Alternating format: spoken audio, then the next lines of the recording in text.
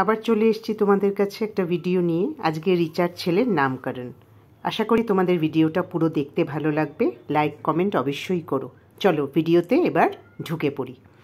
Good afternoon. এখন বাজে প্রায় 1:30। ছেলের পরীক্ষা দিতে বেরিয়ে যাওয়ার পরে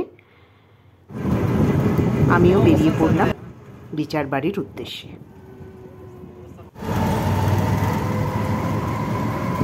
সিকিউরিটি চেকিং হয়, পৌঁছেও গেছি। সিকিউরিটি চেকিং করে উপরে উঠে ঢুকেও পড়লাম। মোটামুটি আয়োজন দেখেই বুঝতে পারছি ভালোই আয়োজন। বিশাল করে পুজো হচ্ছিল। বাচ্চাটাকে প্রথম দেখলাম, খুব সুইট। তখনও পুজো রিচুয়ালসগুলো ওদের হচ্ছিল, পুরোটাই আন্ধ্র মানে তেলেগু নিয়ে। রিচার শ্বশুরবাড়ির দিকের শাশুড়ি এবং তার আত্মীয় স্বজন রিলেটিভস কেউ ছিল, সবাই ওই তেলেগু ভাষায় কথা বলছিল। আর ওরা আশীর্বাদ করে কানে কি যেন মন্ত্র দিয়ে। খুব সুন্দর করে এখানটা সাজিয়েছিল বাচ্চার নেমিং সেরিমনি। এটা রিয়া। তো এখানে দেখতেই পাচ্ছ বুফে সব রকম সিস্টেম। আর এখানে এরমভাবে সবাই মিলে ধরে আমরা একটা আরতি করছিলাম বাচ্চাটার উদ্দেশ্যে।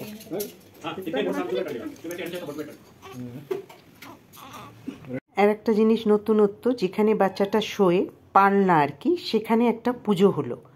সেটার মধ্যে এই যে নোড়ার মধ্যে করে বেঁধে অদ্ভুত পুজোর ওদের নিয়ম কানুনগুলো ভালো লাগছিল। ওই জন্য একটু একটু করে ভিডিও করেছি যাতে তোমাদের সাথে শেয়ার করতে পারি।